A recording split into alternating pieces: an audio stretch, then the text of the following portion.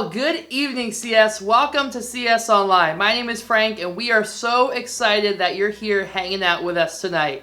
I have a really fun game we're going to play in a couple minutes, so I just want to tell you a few quick announcements and updates before we jump into things. The first one is we have a game night next Friday night, May 22nd, from 7 to 8:30. It's going to be a ton of fun. We're giving away some prizes, but that's not the funnest part. The funnest part is hanging out together with our friends, playing some really interactive games over Zoom.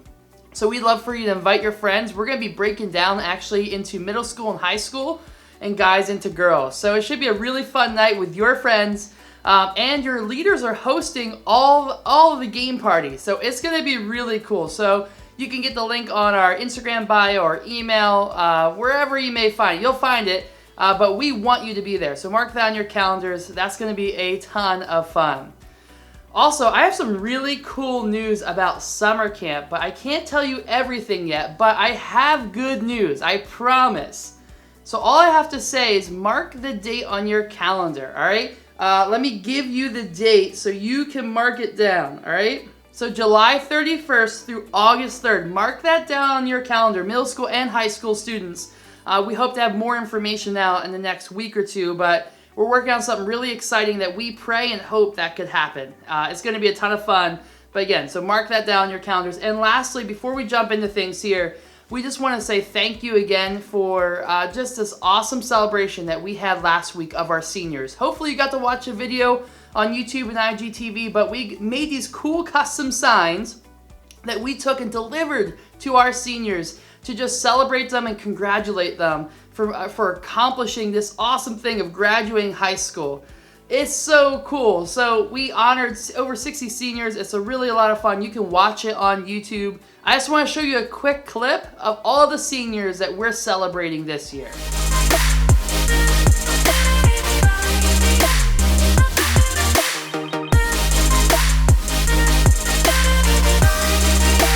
Again, if you didn't watch that video, you can watch it on IGTV or YouTube. We'd love for you to celebrate our seniors, even in the comments below. Just celebrate them and just, congratulate them for this, because this is a tough year, but there is something to celebrate in all of this. So what we're doing next, I'm really excited about. We're going to play a game called TikTok Tussle.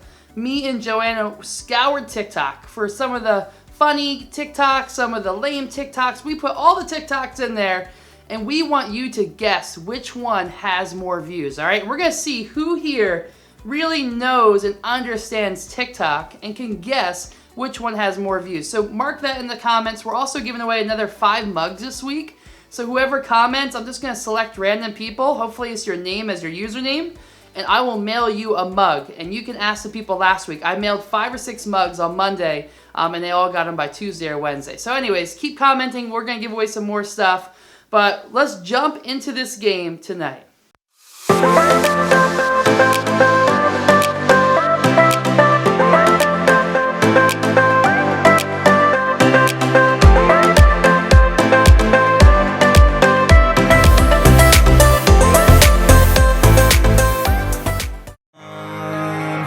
When you're spending every day on your own, and here it goes. I'm just a kid and a life is enough.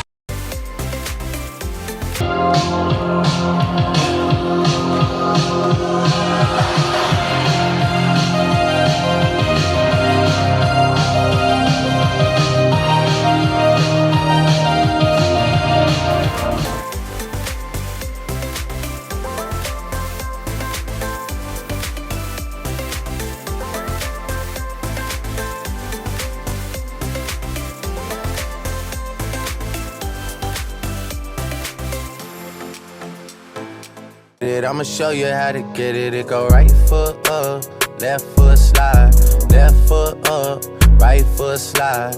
Basically I'm saying either way we bout to slide. Can't let this one slide. Hey yo, famous relative check. Used to live like golden. Yeah, we're golden, baby girl, we're golden. They're about to see us shine, 'cause we're golden.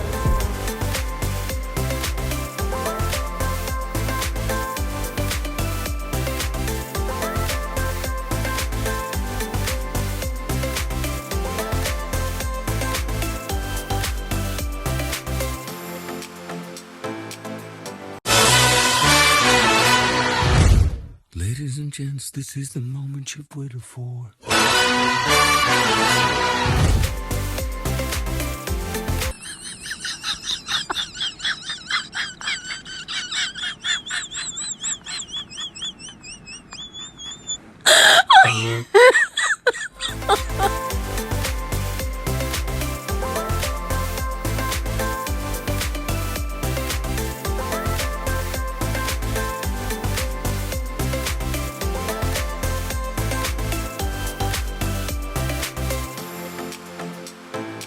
Look, Daddy, I made a waffle. But can you eat it? No. Watch and learn. Come on.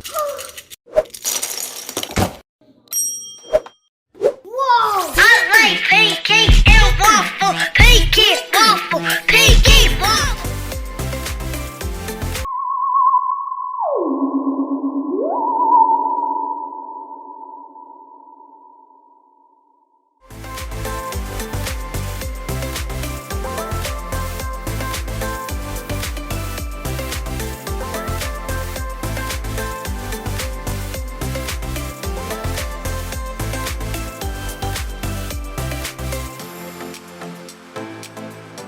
My loneliness is killing me, and I must confess that I still believe. Girl, don't do it. It's not worth it. I'm not gonna do it, girl. I was just thinking about it. I'm not gonna do it. I did it.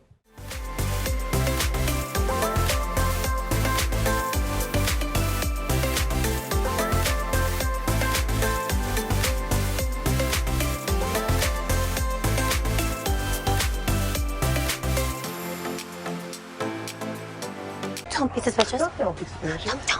Don't be suspicious. Don't be suspicious. Don't be suspicious. Don't be suspicious. Oh, don't be suspicious. Don't be suspicious.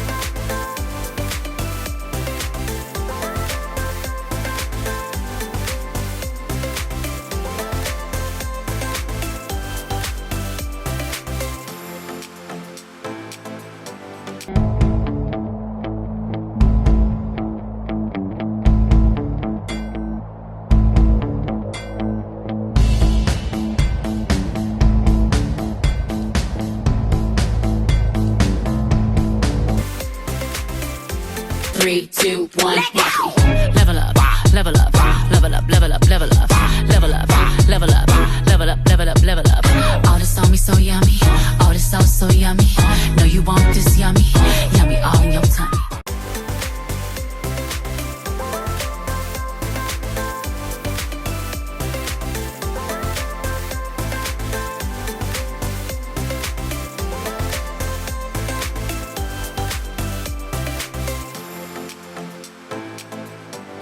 Let's make the most of the night like we're gonna die. Get in, loser. We're going shopping.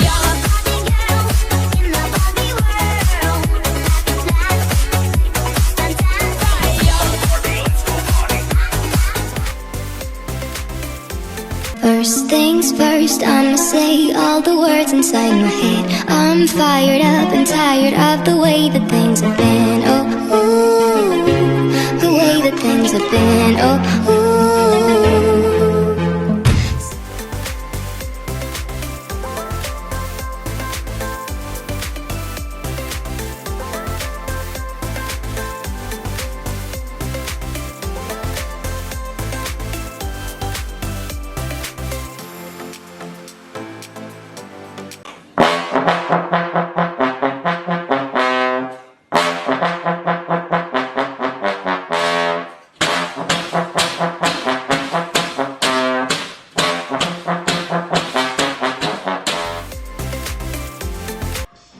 Can you do that? Dad, people need you. They need you, Dad. I just don't know, guys. You can do this, Dad. We believe in you. You're right. I can do this.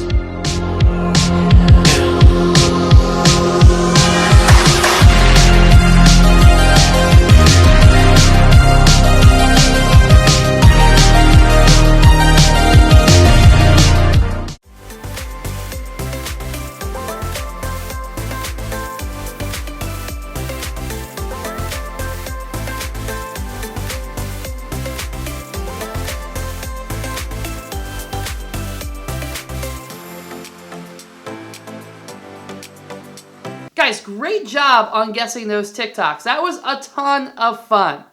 But right now we're going to jump into our lesson portion. We're going to have actually Carter share the message tonight. He's one of our 8th grade small group leaders, so give it up for him in the comments below, and let's jump into it. When I was in high school, my friends and I went to Taco Bell a lot. We loved it, but it was also one of the only fast food restaurants in my town, so we couldn't exactly be picky about where we ate. Back then, you could order a couple of tacos for around $1, making it the perfect place for those of us a little short on cash. The only problem was, $1 was still a lot of money for me. So there were a lot of days I showed up at Taco Bell and didn't have enough money to order anything. So on those days, I played it off and just said I wasn't hungry.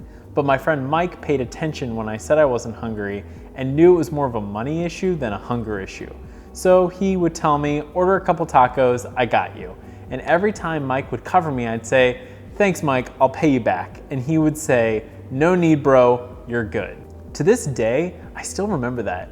I was a poor sophomore who couldn't afford to buy cheap tacos. And Mike was a junior with an actual job who picked up my tab without asking for payback. Not asking to be paid back is kind of heartwarming when it comes to borrowing money for tacos, but other times it's kind of complicated. Outside of paying money back for somebody you owe, the idea of payback also comes up when someone hurts us. For example, when someone talks about us behind our back, we want payback. When someone flirts with our girlfriend or boyfriend, we want payback. And when someone fails to text us back or invite us to a group outing, we want payback. And in those moments when we've been hurt, we want that payback. Okay, so maybe you didn't go all Scary Movie and get terrifying revenge or write a song about them like literally every pop star ever, but we all try to get payback in one way or another. We want them to feel the pain and hurt we felt. We want them to be embarrassed the way we were embarrassed. Our first reaction is almost always to get even, or at least get something in return, even if it's just knowing our shady Snapchat comment was actually about them. And isn't it true that the closer we are to a person, the more we want payback? Most of you aren't trying to pay back someone else's brother or sister. Your feelings probably aren't hurt because someone else's best friend. And you probably aren't angry about what someone else's ex did. The people who are closest to you and the people who know you best have the most potential to hurt you. So they're the most likely to be on your list of people who owe you payback. For most of us, payback comes in one of 3 ways. Public payback. This is what we do to them when they did something in an obvious way. We talk bad about the person who talked bad about us. We clap back loudly, or we roast them and then just say, just kidding. Passive payback. This one's way more subtle. We make comments that aren't obviously hurtful, but could be interpreted that way. We put our subtle post on social media, we roll our eyes when someone talks, or we ignore someone's text. Imaginary payback. Personally, I'm an expert at this kind. Imaginary payback happens when we have an argument in our mind and we destroy them. We have a better argument, a better comeback, and we annihilate them. It takes over our thoughts, but we never actually do anything. And then there's perhaps the most satisfying payback of all, enjoying watching them fail. Like when our ex broke up with us over something and then they got dumped. Our mom snapped at us and hurt our feelings, and now she's crying and apologizing. It's the perfect setup for us to be put in an exclamation mark on her regret. Or the guy who made fun of us in 3rd grade and we still hate him for it, face planting at the pep rally game. In those moments, it feels like justice, doesn't it? It feels good to see someone get what's coming to them, whether that's good or bad. And that is exactly the sort of situation Joseph found himself in as we wrap up his story. In this series, we've been journeying through the life of Joseph, whose story is found in the book of Genesis. And his story has been a wild one where oftentimes he had no idea what to do next. Early in this series, we talked about how Joseph knew he was his dad's favorite and rubbed it in his brothers' faces. Joseph also had dreams where he was in charge of the whole family and then told his older brothers about it.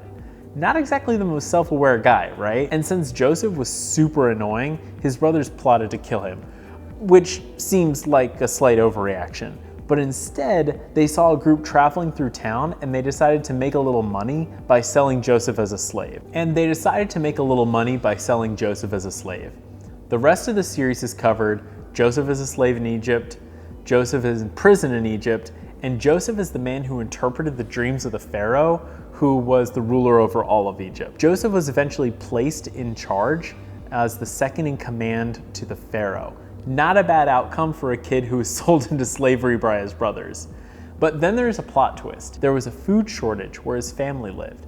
So Joseph's dad, Jacob, sent the brothers to Egypt to ask for food because their country was out and they were starving.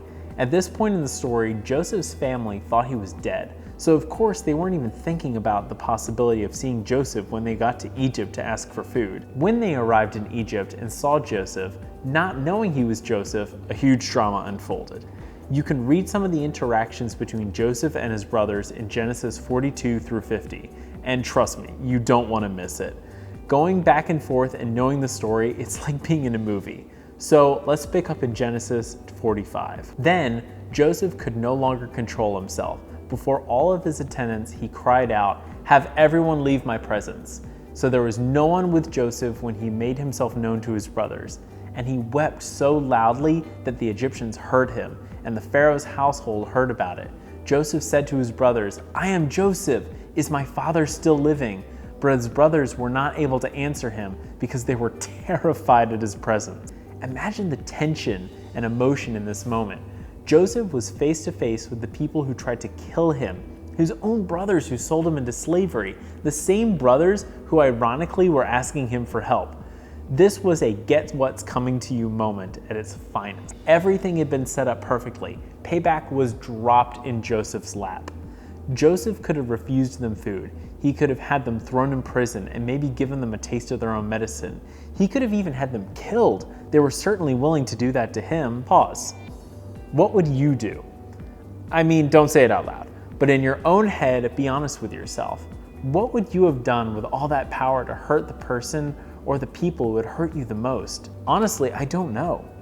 As the story continues, Joseph asked his brothers to walk over and stand close to him. Can you imagine the terror the brothers felt at that moment?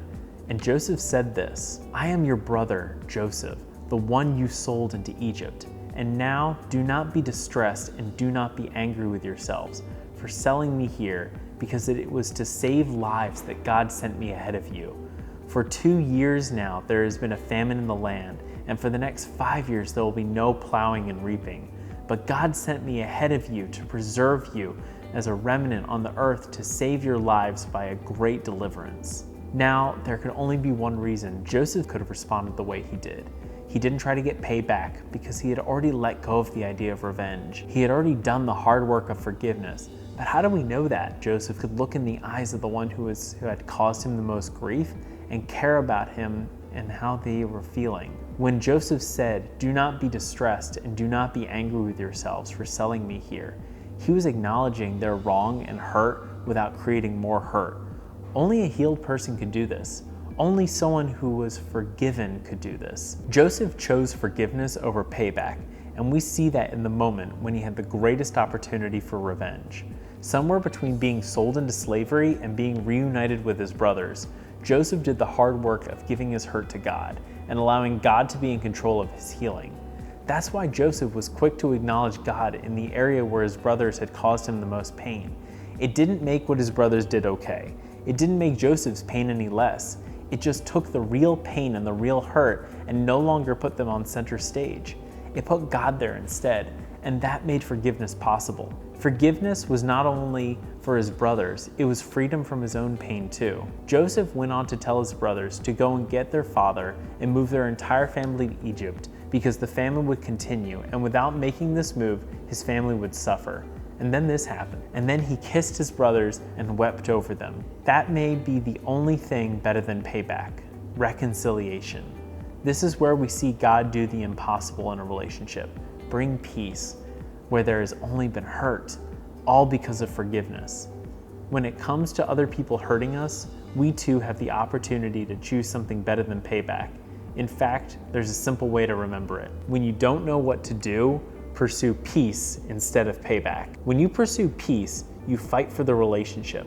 In other words, you can fight to win, you can fight to be right or to make a point, or you can fight the urge for payback and pursue peace. But you can't do both. Joseph preserved the relationship with all of his brothers because he chose peace. And he was only able to do that because he fought for forgiveness. And he was only able to forgive with the help of God. Joseph didn't have a superpower that allowed him to do this. He just had the determination to do the work peace required and an understanding of God at work in this situation, which means you and I can do this too. When you pursue peace, you lay down your right to get payback. You let go of revenge. You say goodbye to your desire to get even.